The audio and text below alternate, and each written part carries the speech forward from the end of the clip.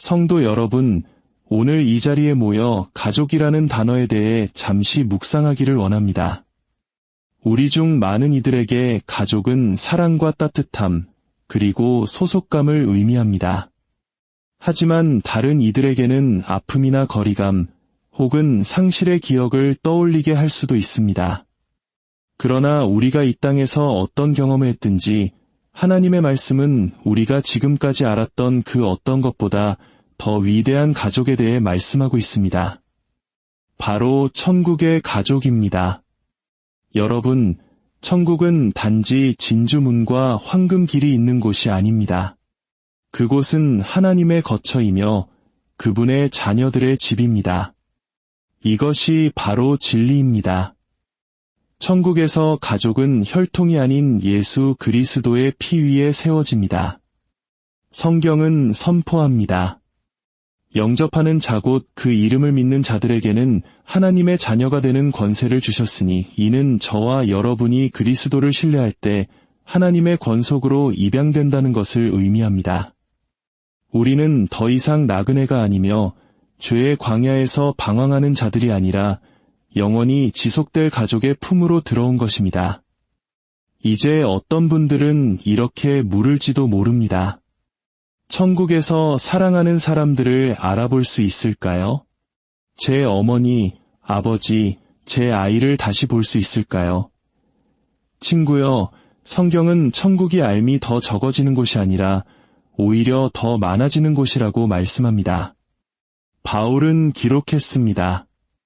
지금은 내가 부분적으로 아나 그때에는 주께서 나를 아신 것 같이 내가 온전히 알리라 그렇습니다. 우리는 서로를 알아보고 기억할 것입니다. 그러나 모든 아픔과 실망, 후회가 정결하게 된 방식으로 말입니다. 천국에서는 사랑이 온전해집니다. 하지만 더 깊은 진리를 말씀드리겠습니다. 천국 가족의 중심은 우리가 아닙니다. 바로 그리스도이십니다. 그분은 우리의 맏형이시며 부활하신 주님이시며 우리를 위해 처소를 예비하러 가신 분입니다. 그리고 그분은 말씀하셨습니다. 내가 다시 와서 너희를 내게로 영접하여 나 있는 곳에 너희도 있게 하리라. 이것이 바로 모든 성도가 갈망하는 가족의 제의입니다.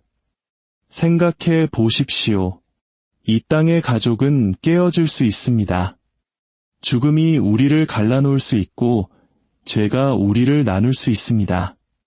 그러나 천국에서는 다시는 눈물도, 이별도, 깨어진 가정도 없을 것입니다. 가족의 울타리는 다시는 깨지지 않을 것입니다. 그러나 여러분께 경고합니다.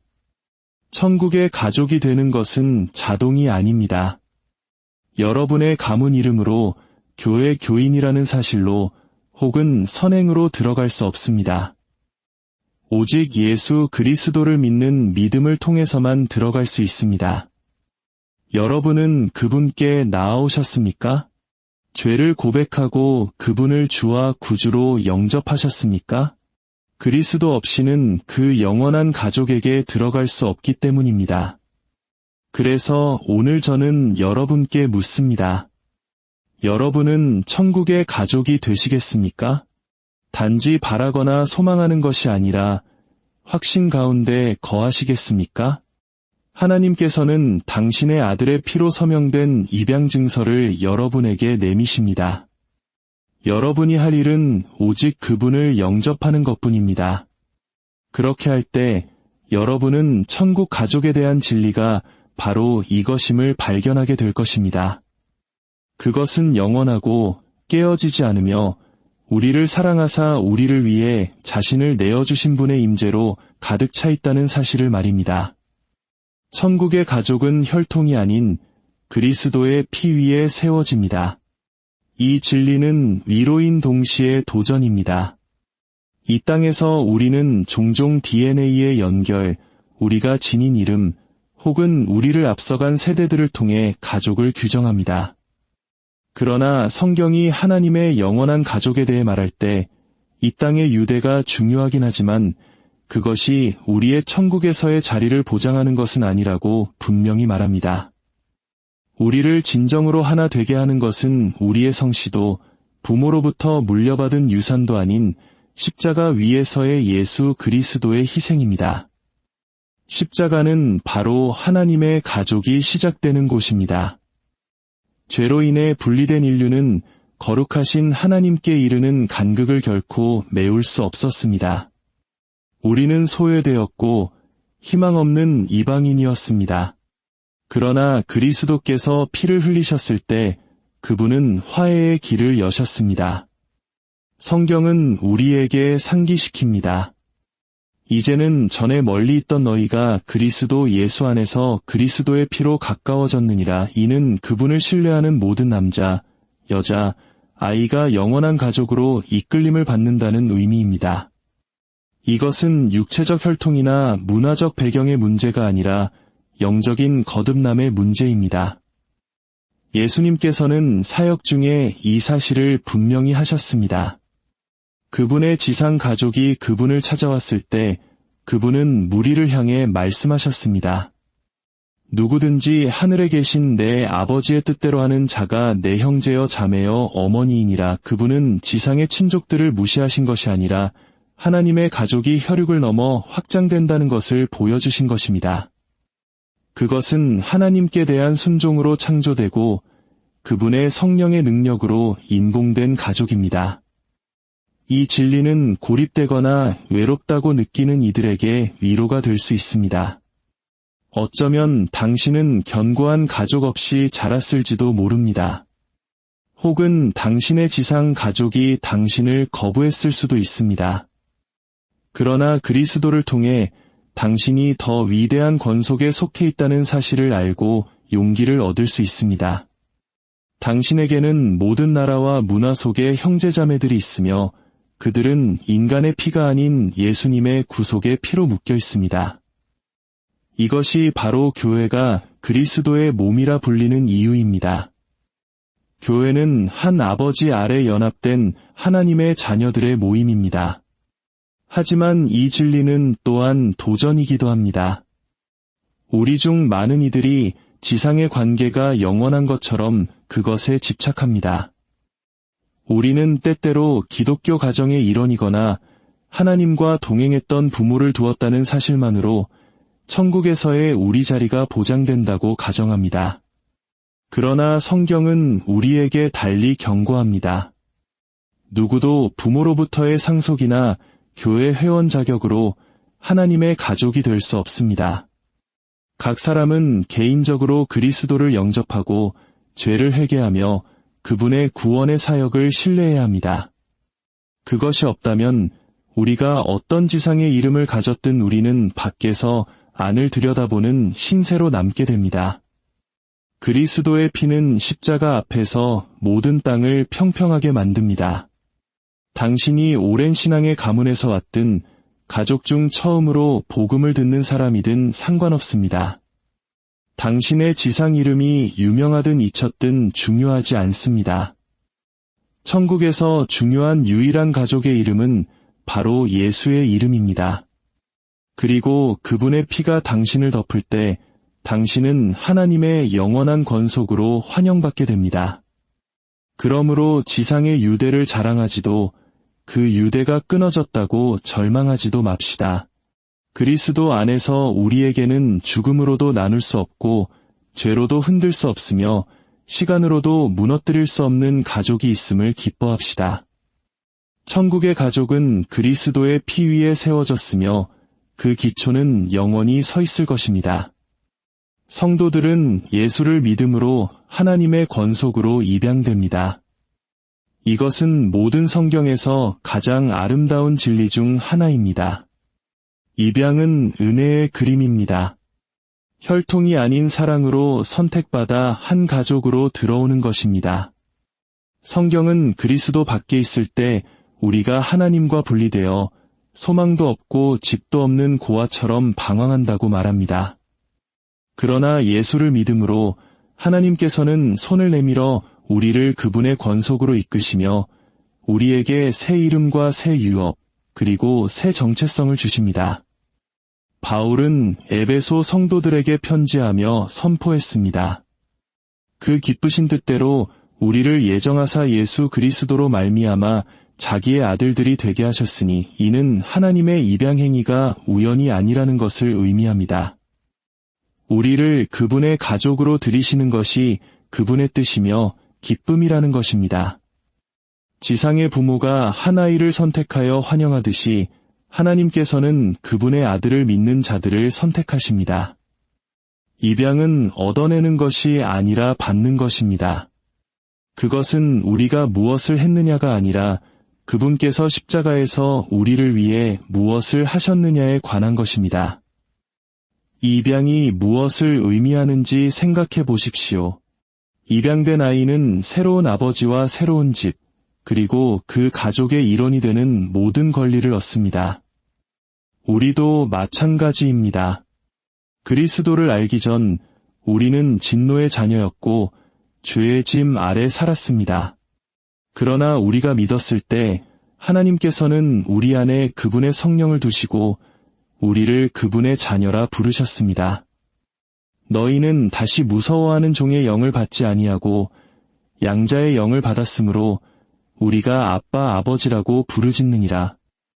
아빠라는 이 단어는 자녀가 아버지를 향해 부르는 친밀한 외침입니다. 멀거나 형식적인 관계가 아닙니다. 그것은 인격적이고 부드러우며 실제적인 관계입니다. 입양을 통해 우리는 아버지께 나아갈 수 있습니다. 우리는 나그네가 아닌 그분의 아들과 딸로서 담대히 그분의 은혜의 보좌 앞에 나아갈 수 있습니다. 우리는 우리를 위해 하늘에 예비된 영원한 유업을 받았습니다. 베드로는 유업이 썩지 않고 더럽지 않으며 아무도 빼앗을 수 없는 것이라고 상기시킵니다. 그리고 우리는 그 약속의 보증으로 하나님의 성령으로 인치심을 받았습니다. 이 땅의 어떤 입양 증서도 우리 마음에 찍힌 성령의 임보다 더 안전할 수는 없습니다. 그러나 이 입양은 또한 우리를 서로에게 묶어줍니다. 하나님이 우리 아버지시라면 모든 성도는 우리의 형제여 자매입니다. 이것이 교회가 단지 개인들의 모임이 아니라 그리스도 안의 한 가족인 이유입니다. 인종, 문화, 배경의 구분은 사라집니다. 우리는 피보다 더 강한 것으로 연합되어 있습니다. 우리는 하나님의 영으로 하나 되었습니다. 이것이 바로 복음이 그렇지 않았다면 결코 함께할 수 없었을 사람들을 화해시킬 힘을 가진 이유입니다. 하나님의 권속은 전 세계적이고 영원하며 깨어지지 않습니다. 하지만 우리는 이 입양이 오직 예수를 믿는 믿음을 통해서만 온다는 것을 기억해야 합니다. 모든 사람이 자동적으로 하나님의 자녀인 것은 아닙니다. 우리는 모두 그분에 의해 창조되었지만 믿기 전까지는 모두가 그분의 자녀인 것은 아닙니다. 예수님께서는 친히 말씀하셨습니다. 너희는 거듭나야 하리라. 그 새로운 탄생은 우리가 그분을 신뢰할 때 일어납니다. 우리가 우리의 삶을 그분의 주권에 내어드릴 때 믿음은 하나님의 권속으로 들어가는 문이 됩니다.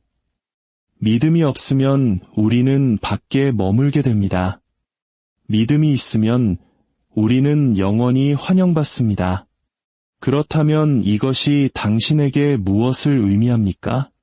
만약 당신이 그리스도를 믿었다면 당신은 더 이상 고아가 아니라는 뜻입니다.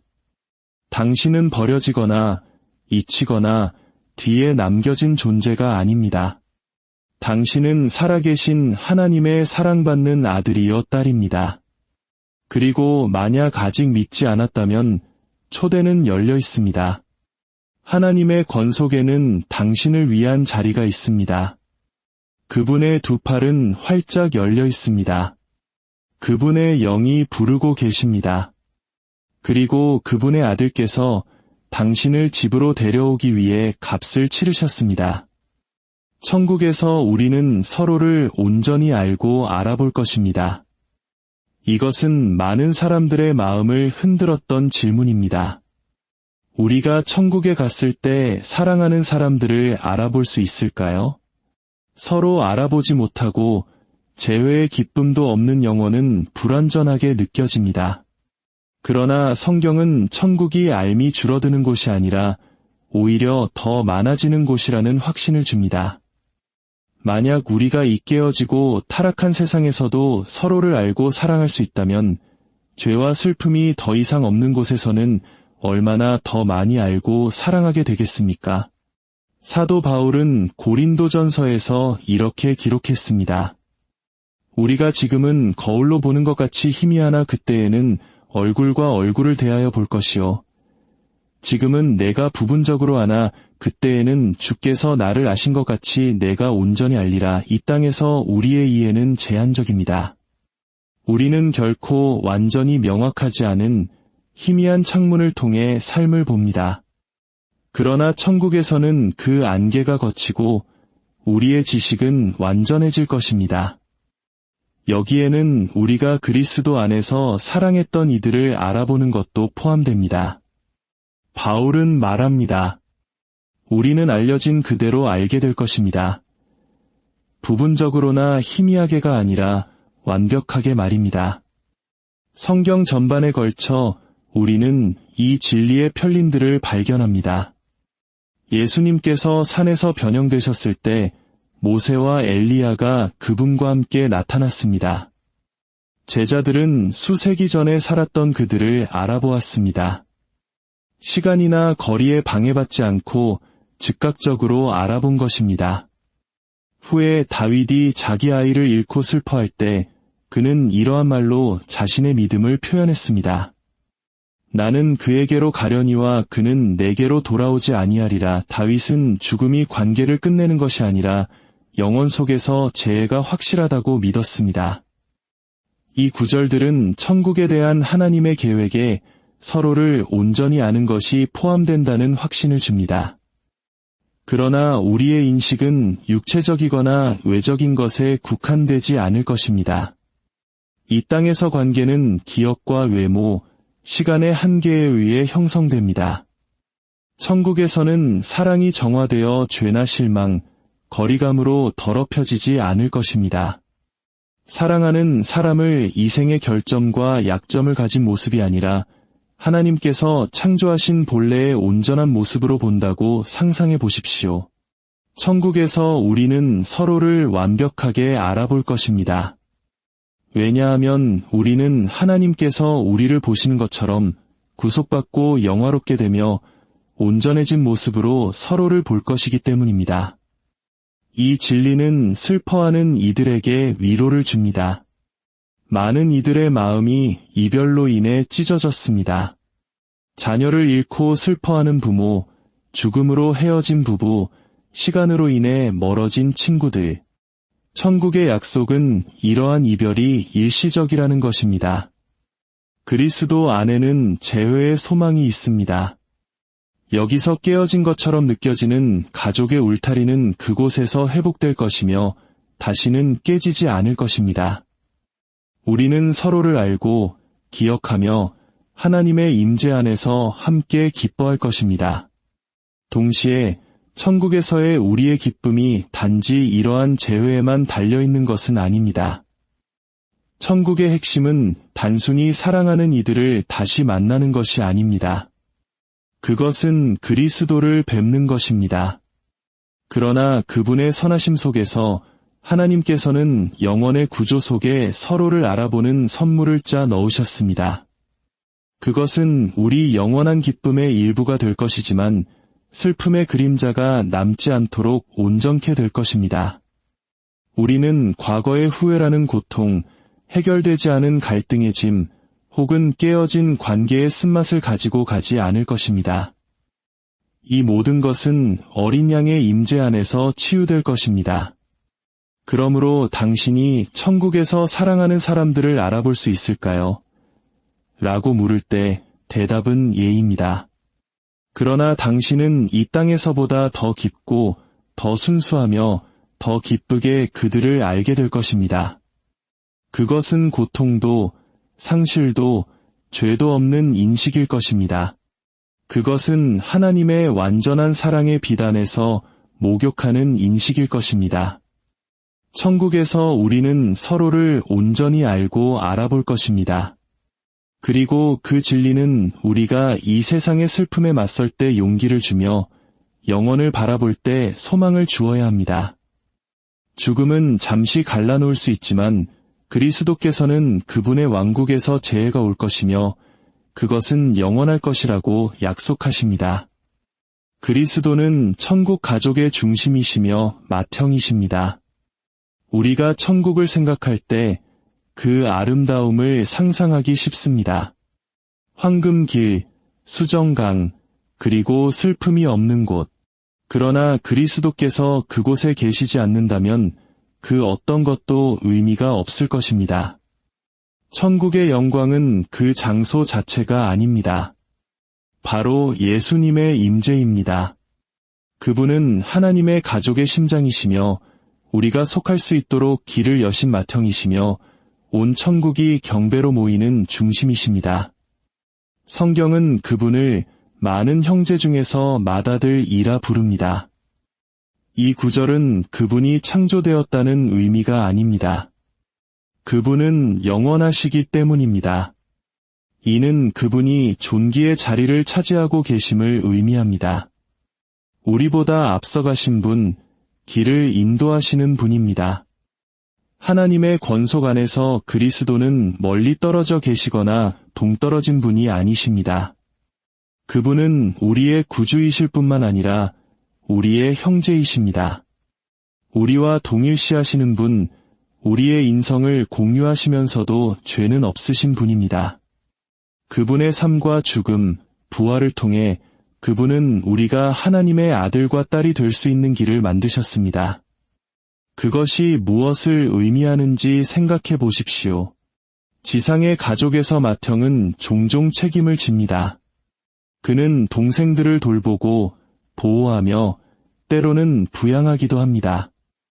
예수님께서는 그 역할을 완벽하게 수행하십니다. 그분은 약속하신 대로 우리를 위해 처소를 예비하러 앞서 가셨습니다. 내가 너희를 위하여 거처를 예비하러 가노니 나 있는 곳에 너희도 있게 하리라. 그분은 우리를 위해 죽으신 구주일 뿐만 아니라 우리를 집으로 맞아주기 위해 기다리시는 우리의 형제이십니다. 그리스도께서 천국 가족의 중심이라는 것은 천국의 모든 관계가 그분을 중심으로 돌아간다는 것을 의미하기도 합니다. 이 땅의 가족은 부모, 전통 또는 공유된 역사를 중심으로 세워질 수 있습니다. 천국에서는 모든 것이 예수님으로부터 흘러나옵니다. 서로에 대한 우리의 사랑은 온전해질 것입니다. 왜냐하면 그것은 그분을 향한 우리의 공동의 사랑에 뿌리를 둘 것이기 때문입니다. 경쟁도, 질투도, 분열도 없을 것입니다. 모든 마음이 죽임 당하신 어린 양을 경배하는데 하나가 될 것입니다. 또한 그리스도께서 어떻게 우리의 맏형이 되셨는지 아는 것도 중요합니다. 히브리서는 그분이 그들을 형제라 부르시기를 부끄러워하지 아니하셨다고 말합니다. 이것은 놀라운 사실입니다. 거룩하고 완전하신 하나님의 아들께서 실패하고 죄를 짓고 방황했던 우리와 동일시되기를 부끄러워하지 않으셨습니다. 그분은 우리의 인성을 입으시고 우리의 슬픔을 짊어지셨으며 우리의 죄를 지시고 다시 살아나셔서 가족 안에서 우리의 자리를 확보하셨습니다. 그분은 단지 지위 때문에 중심이 되신 것이 아니라 희생을 통해 중심이 되셨습니다. 우리가 속할 수 있도록 그분은 자신의 생명을 내어주셨습니다. 이 진리는 우리가 천국을 바라보는 방식을 형성해야 합니다. 우리의 가장 큰 기대는 단지 사랑하는 이들과의 재해가 아니라 그리스도 자신과의 교제여야 합니다. 그분을 얼굴과 얼굴을 대하여 뵙고 그분의 발 앞에 엎드리며 구속받은 이들의 합창에 동참하여 죽임당하신 어린 양은 능력과 부와 지혜와 힘과 존귀와 영광과 찬송을 받으시기에 합당하도다 라고 노래하는 것, 그것이 천국의 심장입니다. 그럼에도 불구하고 그분의 은혜로 그분은 우리를 단지 백성으로서가 아니라 가족으로서 환영하시며 우리를 형제자매라 부르시고 그분의 유업에 참여하도록 초대하실 것입니다. 이것은 또한 우리가 지금 어떻게 살아야 하는지를 형성해야 합니다. 만약 그리스도께서 천국 가족의 중심이시라면 그분은 우리의 지상생활의 중심이 되어야 합니다. 너무나 자주 우리는 우리 자신을 중심에 두거나 직업, 소유, 심지어 인간관계가 첫 자리를 차지하도록 허용합니다. 그러나 천국의 가족은 오직 그리스도만이 그 자리를 차지할 자격이 있음을 상기시켜줍니다. 그분이 그곳에서 맏형이시라면 이곳에서는 주님이시여 중심이셔야 합니다. 천국에서는 모든 시선이 예수님께 향할 것입니다. 그분은 영원의 빛과 노래, 그리고 기쁨이 되실 것입니다. 맏형으로서 그분은 우리를 아버지와의 완전한 교제로 인도하실 것입니다. 중심으로서 그분은 가족을 영원히 하나로 묶으실 것입니다. 그리고 하나님의 어린 양으로서 그분은 모든 혀와 모든 민족의 찬양을 받으실 것입니다. 그리스도는 천국 가족의 중심이시며 맏형이십니다. 그분이 없었다면 가족도 없었을 것입니다. 그분과 함께 우리에게는 집과 유업, 그리고 우리를 자신의 것이라 부르시는 구주가 있습니다. 천국의 가족은 영원합니다. 더 이상 눈물도, 죽음도, 깨어짐도 없습니다. 그 약속은 인간의 마음 가장 깊은 곳의 갈망에 응답합니다. 이 땅에서 모든 가족은 이별의 아픔을 압니다. 죽음이 끼어들고 질병이 침입하며 오해가 갈라놓고 때로는 죄가 온전해야 할 것을 산산조각냅니다. 우리는 병상에서, 무덤가에서, 심지어 사랑이 분노로 대체된 것이라서 가족의 울타리가 무너지는 것을 보아왔습니다. 그러나 천국의 소망은 언젠가 그 상처들이 영원히 치유될 것이라는 점입니다. 하나님의 가족은 온전하고 깨어지지 않으며 영원할 것입니다. 요한계시록은 우리에게 숨막히는 그림을 보여줍니다. 하나님께서 그들의 눈에서 모든 눈물을 닦아 주시니 다시는 사망이 없고 애통하는 것이나 곡하는 것이나 아픈 것이 다시 있지 아니하리니 처음 것들이 다 지나갔음이러라. 이 얼마나 놀라운 약속입니까? 우주를 창조하신 하나님께서 사랑하는 아버지처럼 몸을 굽혀 그분의 자녀들의 눈에서 모든 눈물을 닦아주실 것입니다. 그분은 눈물의 근원을 멈추게 하실 뿐만 아니라 눈물 흘릴 가능성 자체를 제거하실 것입니다. 슬픔, 비탄, 깨어짐은 과거의 일이 되어 다시는 돌아오지 않을 것입니다. 이것은 상상하기 어렵습니다. 왜냐하면 이 땅의 모든 것은 비영 속성으로 특징 지어지기 때문입니다.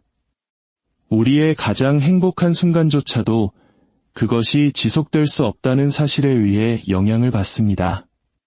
가족 식사, 결혼식 날, 아이의 웃음소리, 이것들은 아름답지만 덧없습니다. 죽음은 모든 기쁨 위에 그림자처럼 드리워져 있습니다.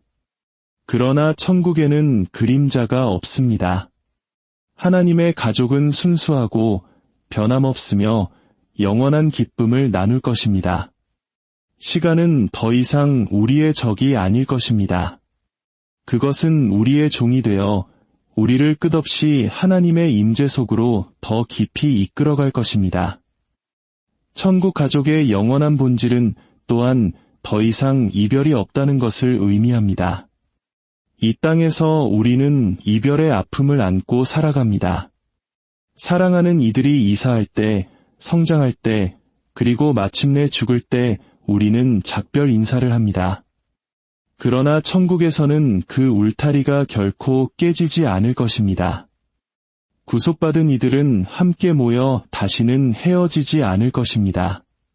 어머니와 아버지, 아들과 딸, 그리스도 안의 형제자매들이 하나님의 권속 안에서 영원히 결합될 것입니다. 우리 영혼 깊이 심겨진 재회에 대한 갈망이 온전히 만족될 것입니다. 깨어짐 또한 더 이상 없을 것입니다. 이 땅의 가족은 죽음뿐만 아니라 죄로도 얼룩져 있습니다. 다툼, 배신, 이기심, 쓴뿌리는 시간이 지울 수 없는 상처를 남깁니다. 그러나 천국에는 죄가 존재하지 않을 것입니다. 모든 관계가 새롭게 될 것입니다. 용서는 완전하고 화해는 완벽하며 사랑은 더럽혀지지 않을 것입니다. 모든 말이 친절하고 모든 생각이 순수하며 모든 마음이 기쁨으로 가득 찬 가족 모임을 상상해 보십시오. 그것이 바로 하나님의 영원한 권속의 현실입니다. 그러나 이 영원한 가족의 가장 위대한 부분은 단순히 우리가 서로를 갖게 된다는 것이 아닙니다. 그것은 우리가 하나님 자신을 모시게 된다는 것입니다. 아버지가 그의 자녀들과 함께 거하실 것입니다. 어린 양이 우리 가운데 거니실 것입니다. 성령이 우리를 채우실 것입니다. 우리의 기쁨은 단지 사랑하는 이들과의 재회에 있는 것이 아니라 우리를 만드시고 구속하신 분과의 교제에 있을 것입니다. 그분의 임재가 우리 평화의 이유가 될 것이며 그분의 사랑이 우리 영원한 연합의 원천이 될 것입니다. 이 소망은 우리가 오늘을 어떻게 살아야 하는지를 바꾸어야 합니다. 슬퍼하는 이들에게는 위로를 줍니다. 가족이 깨어진 이들에게는 깨어짐이 마지막 말이 아니라는 확신을 줍니다. 외로운 이들에게는 외로움이 일시적이라고 선포합니다. 당신이 그리스도께 속해 있다면 당신은 잃어버릴 수 없는 영원한 가족에 속한 것입니다. 천국의 가족은 영원합니다. 더 이상 눈물도 죽음도 깨어짐도 없습니다. 그 약속은 우리의 힘이 아니라 예수 그리스도의 완성된 사역에 기초합니다. 그분께서 사망을 이기셨기에 사망이 더는 없을 것이요. 그분께서 우리의 슬픔을 지셨기에 슬픔이 사라질 것이며 그분께서 우리를 위해 깨어지셨기에 우리의 깨어짐이 치유될 것입니다. 천국 가족으로 들어가는 것은 오직 그리스도를 믿는 믿음을 통해서만 가능합니다. 이것은 복음의 바로 그 심장부에 서 있는 진리입니다. 인류는 항상 하나님께 도달하고 영생을 확보하며 천국을 확신할 방법을 찾아왔습니다. 어떤 이들은 선행으로 그것을 얻으려 하고 다른 이들은 종교나 전통, 도덕적인 삶을 통해 얻으려 합니다. 그러나 성경은 분명합니다. 어떤 인간의 노력도, 가문의 유산도, 지상의 성취도 천국의 문을 열 수 없습니다. 오직 예수 그리스도를 믿는 믿음만이 우리를 하나님의 영원한 권속으로 이끕니다. 예수님께서는 친히 선포하셨습니다. 내가 곧 길이요 진리요 생명이니 나로 말미암지 않고는 아버지께로 올 자가 없느니라. 그분은 자신이 많은 길 중에 하나라거나 다른 진리들 중에 하나라고 말씀하지 않으셨습니다. 그분은 자신이 유일한 길, 그 길이라고 말씀하셨습니다. 이는 우리가 천국에 들어가는 것이 우리가 누구냐가 아니라 그분이 누구시냐에 달려있다는 것을 의미합니다. 그것은 우리가 무엇을 했느냐가 아니라 그분께서 십자가에서 무엇을 하셨느냐에 관한 것입니다. 그분의 죽음을 통해 죄의 형벌이 치러졌고 그분의 부활을 통해 영생의 문이 열렸습니다. 믿음은 우리가 그 문으로 들어갈 수 있게 하는 열쇠입니다. 이 믿음은 단순히 예수님에 관한 사실들을 믿는 것이 아닙니다. 많은 사람들이 그분이 사셨고 교사였으며 심지어 기적을 행하셨다고 믿습니다. 그러나 구원하는 믿음은 더 깊이 들어갑니다. 그것은 그분을 주와 구주로 인격적으로 신뢰하는 것입니다. 그것은 우리의 삶을 그분의 권위에 내어드리는 것이며 우리의 죄를 고백하고 그분의 희생을 우리의 유일한 소망으로 받아들이는 것입니다. 그 믿음이 없다면 우리가 아무리 종교적이거나 도덕적으로 보여도 우리는 하나님의 가족 밖에 머물게 됩니다. 다른 어떤 것에 의존하는 위험은 성경에서 분명히 드러납니다. 어떤 이들은 자신들의 혈통 때문에 안전하다고 생각하며 우리의 아버지는 아브라함이라고 말했습니다. 그러나 예수님께서는 육체적 혈통만으로는 충분하지 않다고 경고하셨습니다. 다른 이들은 자신들의 선행이 죄보다 더 무거울 것이라 생각하며 자신들의 행위를 신뢰합니다. 그러나 성경은 우리의 모든 의는 더러운 옷과 같다고 말합니다.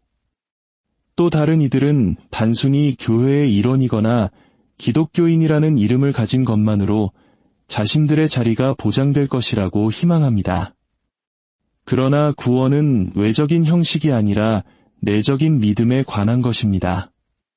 그러나 이 진리의 아름다움은 그리스도를 믿는 믿음이 모든 사람에게 열려 있다는 점입니다. 그것은 지위, 부, 교육 또는 배경에 의존하지 않습니다. 부자든 가난하든 젊든 늙었든 죄인이든 성인이든 초대는 동일합니다. 주 예수를 믿으라 그리하면 너와 내 집이 구원을 받으리라. 이것이 바로 복음이 기쁜 소식이라 불리는 이유입니다. 그것은 인간의 노력이 아니라 하나님의 은혜에 대한 메시지입니다. 그것은 천국 가족의 문이 우리가 자격이 있어서가 아니라 그리스도께서 길을 만드셨기 때문에 열려 있다고 우리에게 말해줍니다. 그리스도를 믿음으로 천국 가족에 들어가는 것은 또한 안전을 의미합니다. 일단 우리가 믿으면 우리가 속해 있는지 아닌지 궁금해하며 남겨지지 않습니다. 하나님께서는 우리를 그분의 성령으로 인치시고 우리를 그분의 자녀로 입양하시며 쇠하지 않는 유업을 약속하십니다. 그분의 가족 안에서 우리의 자리는 깨지기 쉽거나 일시적이지 않습니다. 그것은 그분의 피로 사신 그분에 의해 굳게 붙들린 영원한 것입니다. 이 진리는 응답을 요구합니다. 예수님을 존경하거나 그분을 존중하거나 그분의 가르침에 동의하는 것만으로는 충분하지 않습니다. 믿음은 행동을 요구합니다. 그것은 겸손하게 그분께 나아가 우리의 필요를 고백하고 그분을 온전히 신뢰하는 것을 요구합니다. 천국 가족은 우연히 들어가는 것이 아닙니다. 선택과 결정, 그리고 믿음으로 들어가는 것입니다. 천국 가족으로 들어가는 것은 오직 그리스도를 믿는 믿음을 통해서만 가능합니다. 이것은 경고이자 초대입니다. 다른 어떤 길도 통하지 않을 것이라는 경고이며 그 길이 이미 마련되었다는 초대입니다. 문제는 문이 열려 있느냐가 아니라 당신이 그 문을 통해 걸어 들어갈 것인가 하는 것입니다.